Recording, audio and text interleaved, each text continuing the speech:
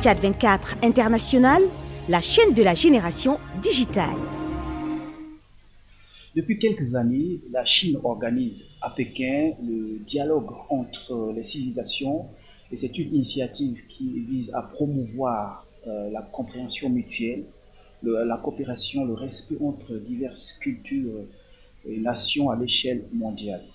La participation du Tchad à cet événement présente une opportunité précieuse pour renforcer ses liens avec la Chine en profitant de ces plateformes pour valoriser ses propres traditions, partager ses expériences en matière de gestion de la diversité et explorer les pistes de coopération concrètes dans le secteur clé tels que l'éducation, l'agriculture, la santé et bien d'autres.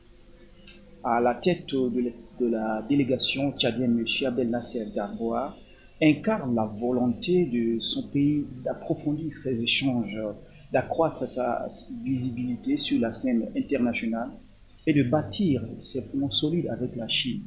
Aujourd'hui, il nous fait l'honneur de nous partager sa vision sur l'impact de cette participation, les perspectives de partenariat bilatéral ainsi que sur l'importance de ces rencontres pour le développement du Tchad, à la promotion de ses valeurs à l'échelle mondiale. Monsieur Abdel Nasser, merci de nous recevoir.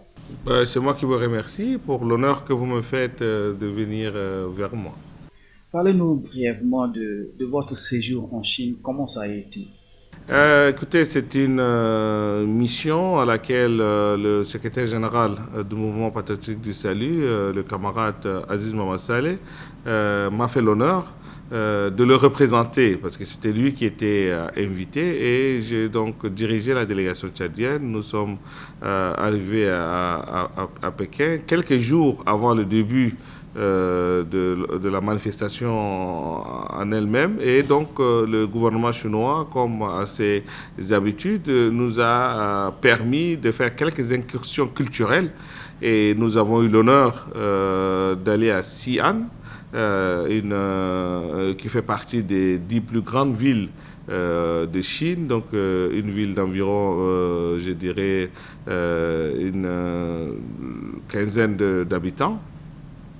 Et donc à Xi'an, nous avons pu aller visiter l'armée de terre cuite enterrée, donc, qui est un site protégé par l'UNESCO, qui est entré dans les patrimoines mondiaux de l'UNESCO. Et donc ces sites de l'armée de terre des empereurs chinois était quand même un moment d'intense découverte de l'humanité, parce que la Chine, c'est quand même un pays qui a plus de 5000 ans d'histoire.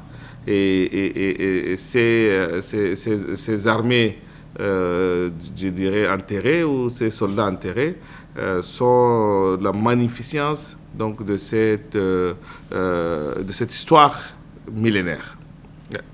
Avant de parler de cet aspect culturel, dites-nous qu'est-ce qui vous a frappé à la première vue quand vous avez foulé le sol chinois? Je suis de la Chine, donc je connais bien la Chine, mais ceci ne m'empêche pas de m'émerveiller chaque fois que je viens en Chine, parce que la Chine est un perpétuel mouvement. Chaque année, il y a des changements.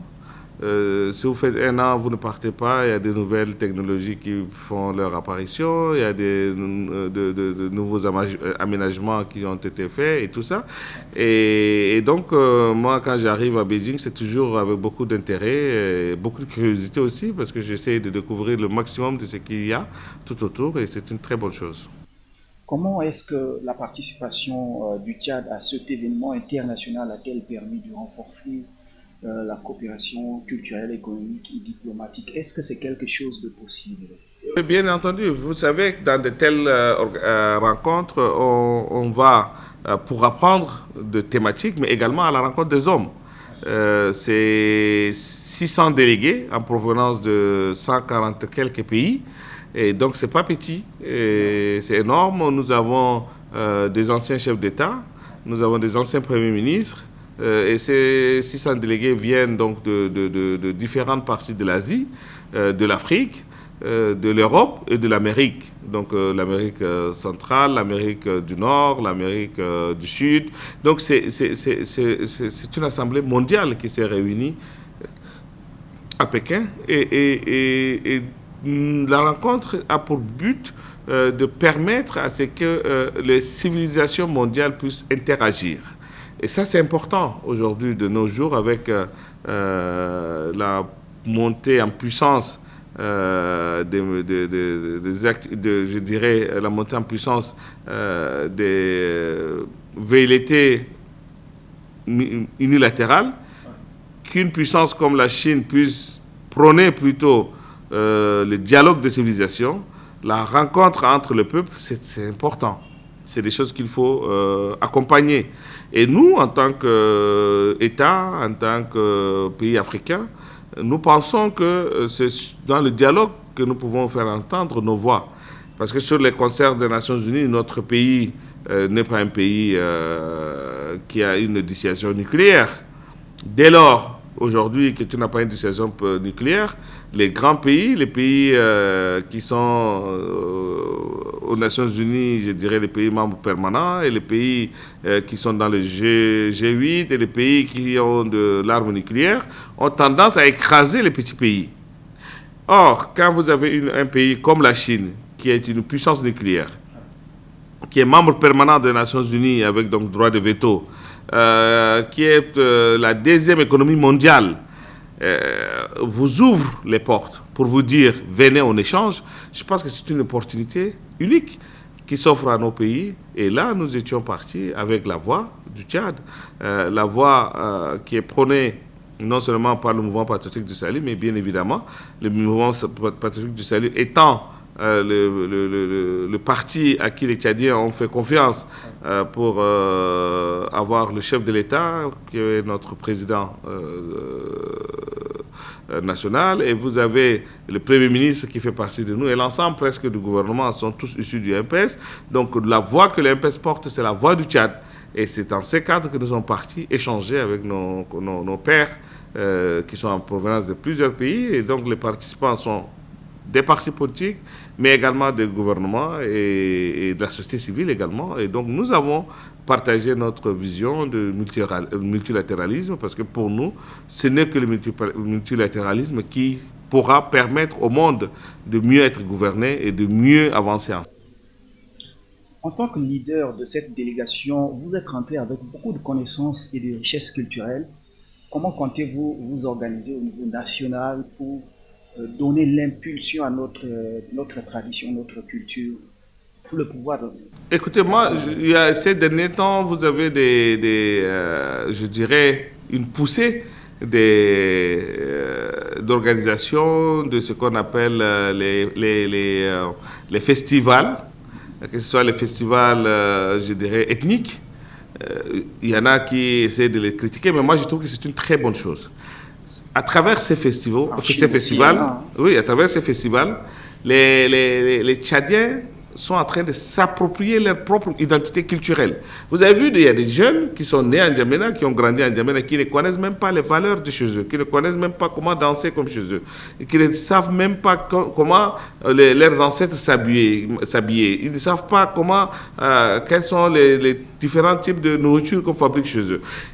Or, à travers ces festivals, on est en train de découvrir les jeunes Tchadiens eux-mêmes, et puis même pas ceux de la région, des autres. Moi, j'ai été émerveillé par le festival Tupuri. Je me suis baladé, j'ai dansé avec le gourna, avec le bâton, et tout ça. Ça nous permet de nous rapprocher de nos racines. Or, chacune de nos ethnies a sa particularité. Il nous appartient, nous, à les valoriser. Aujourd'hui, on le fait à des petites échelles, mais il faudrait justement que le gouvernement, et d'ailleurs, j'ai vu le ministre de la Culture et le Premier ministre eux-mêmes danser au rythme des danses Moussey. J'aimerais que ça soit un peu partout, parce que, bon, Moussey, c'est pour le Premier ministre, mais il faudrait que ça soit prochainement, qu'on voit le ministre de la Culture accompagner les Tupuri, accompagner les Massa, accompagner peut-être les Kenga, accompagner les Dangliad, accompagner les autres également tchadiens. Donc, il faudrait que le gouvernement puisse également accompagner ces genres d'initiatives pour non seulement s'arrêter sur le folklore, mais plus loin. Par exemple, il faudrait faire des ateliers pour former les gens sur comment, par exemple, jouer le tambour du gourna. Il y a les flûtes, par exemple, de très bonnes flûtes du lac Tchad. Les flûtistes du lac Tchad, du Kanem, sont des flûtistes qui sont, je dirais, très valorisés. Et ceux-là, on devrait faire des ateliers pour former les jeunes. Au Guéra, nous avons de flûtes, nous avons un certain nombre d'instruments musicaux d'instruments musicaux qui sont en train de se perdre. Donc le gouvernement, à travers le ministère de la Culture, peut faire un projet ou un programme par rapport à cela pour qu'on puisse valoriser nos valeurs, nos cultures, je dirais, pour qu'on puisse valoriser nos éléments culturels, mais au-delà de ça, il faudrait donner de la valeur à notre alimentation, donc notre, je dirais bien, notre cuisine. Aujourd'hui, on ne peut pas aller manger un bon plat moundang dans un restaurant à N'Djamena. Hein? Ils ont la sauce qu'ils font avec le gombo et vous appelez quoi, on appelle ça quoi, les haricots. Oui. Ils ont de bonnes sauces qu'ils font avec le gombo, les haricots, le poisson fumé et avec le sel traditionnel. C'est très bonne nourriture. Mais on ne peut pas trouver ici dans un restaurant. Tu ne peux pas aller dans un restaurant et manger les comcomions de massa. Hein, la bourre rouge avec le poisson. On ne peut pas les trouver ici dans nos restaurants. Et ça c'est pas normal. Donc il faudrait que le ministère de la Culture également accompagne nos locaux dans ces cadres, dans ce genre de choses. Parce qu'aujourd'hui, quand vous allez dans les restaurants chinois, ils ne mangent que leur nourriture locale. Et que vous le vouliez ou pas, vous allez vous adapter. Nous, on mange au fur et à mesure, maintenant on est adapté. Au départ, c'est un peu difficile. Donc aujourd'hui également, ici chez nous, il faudrait qu'on amène les gens. Par exemple, dans les grands restaurants, on doit leur exiger qu'il y ait au moins une partie de la nourriture qui doit être représentative du Tchad.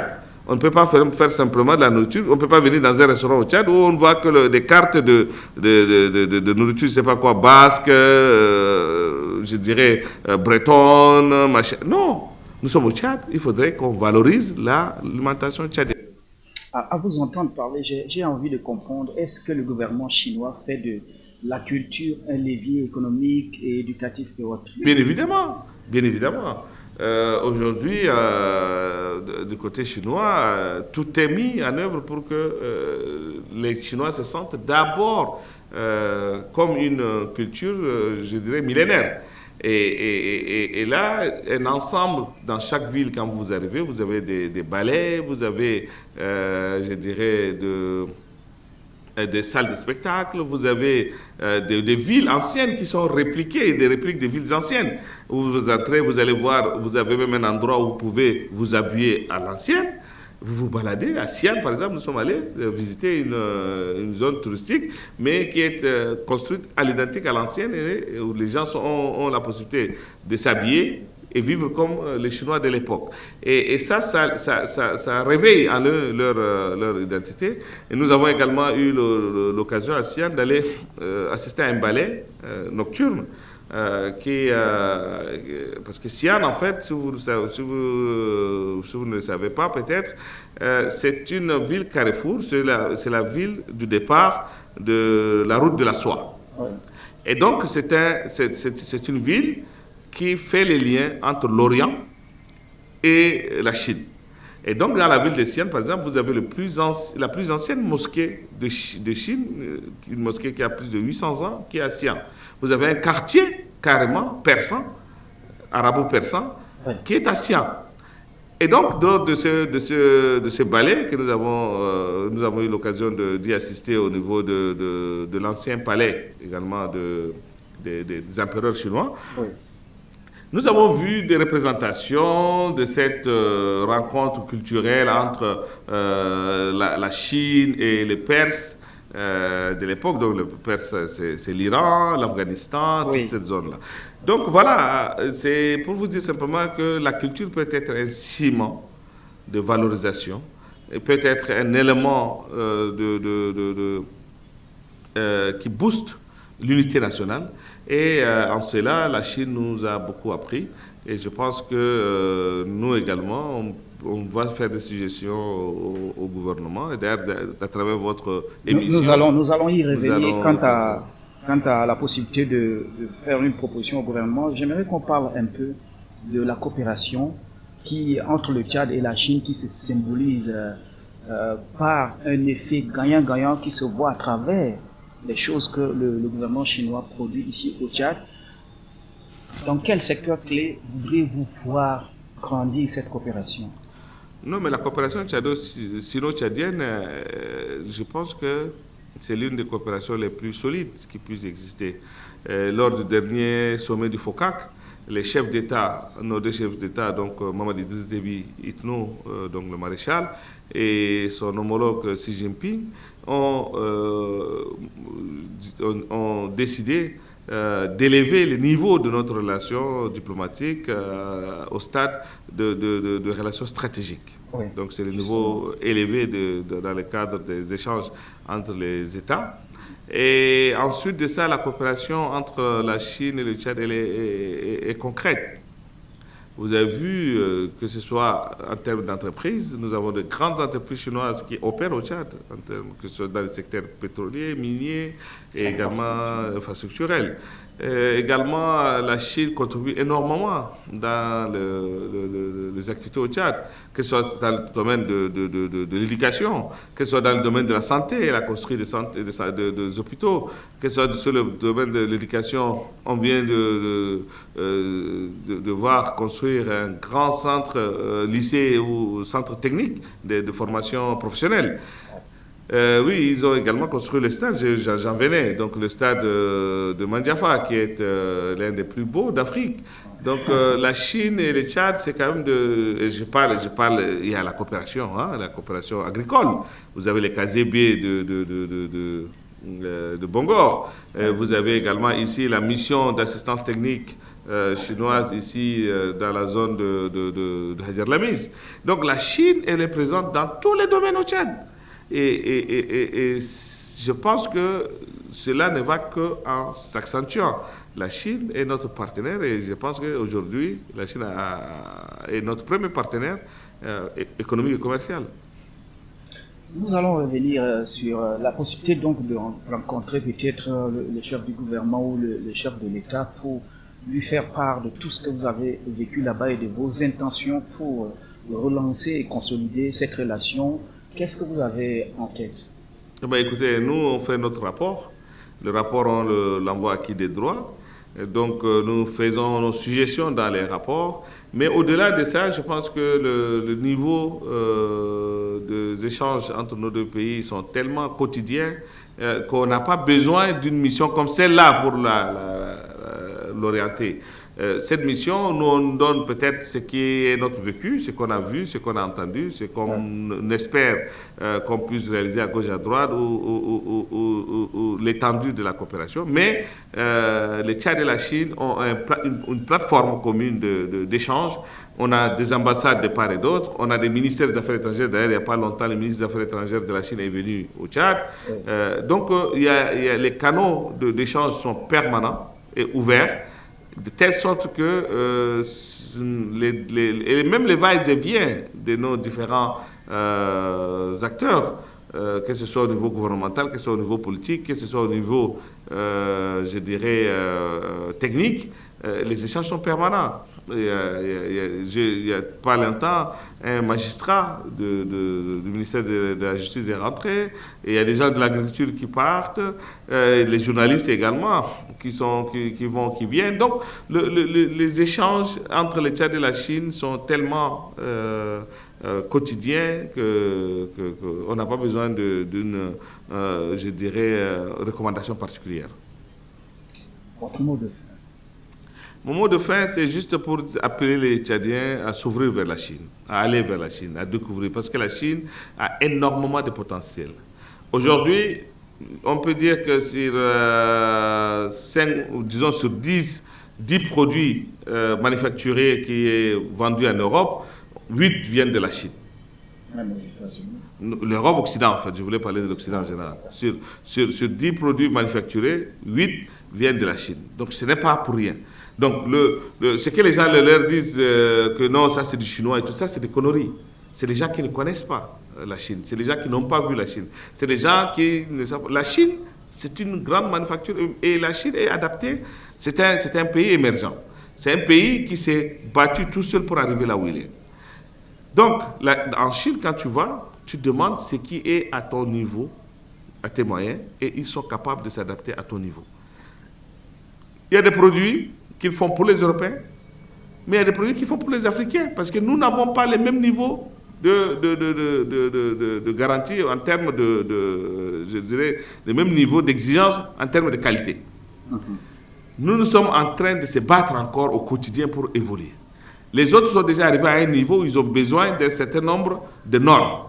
Les prix ne sont pas les mêmes. Donc, logiquement, moi, j'ai besoin de quelque chose qui est pratique, que je peux utiliser, même si c'est pas, qui ne répond pas aux normes européennes, parce que les normes européennes ne sont pas mes normes à moi.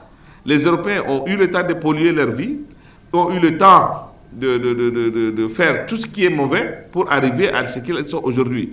Or, aujourd'hui, ils nous imposent à nous, qui ne sommes pas, même pas au tiers de leur niveau d'évolution, ils nous exigent les mêmes normes pour qu'on puisse arriver à leur. Donc, conséquence, qu'est-ce qui se passe? Un tracteur avec les normes européennes coûte par exemple 60 millions. Mais un tracteur, le même tracteur avec le même niveau de travail, mais qui n'a pas les normes européennes, coûte par exemple 10 millions de francs CFA. Moi, je vais aller où? 10 millions. C'est naturel. Ça, la Chine nous l'offre. Or, les Occidentaux ne peuvent pas nous offrir ce genre de choses. Et c'est là où nous devrions faire notre rétrospection. Et que même les normes, on doit d'abord avoir nos propres normes, qui ne doivent pas être alignées sur les normes européennes, parce qu'aujourd'hui, les Européens pensent que c'est leurs normes qui sont les normes internationales. Mais non!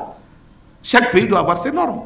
Et c'est ça aussi les échanges. Nous, on n'a pas encore atteint le niveau d'évolution des Occidentaux. Donc, ils ne doivent pas nous imposer un certain nombre de normes. Merci. Merci de nous avoir suivis. Nous sommes arrivés à terme de cet échange avec M. Abdel-Nasser Gaboua, qui est à la tête d'une délégation. Il est rentré et merci de nous avoir reçus. C'est moi qui vous remercie. C'est la fin de cet entretien. Nous vous retrouvons prochainement pour vous raconter notre connaissance de la Chine. Merci. Tchad 24 International, la chaîne de la génération digitale.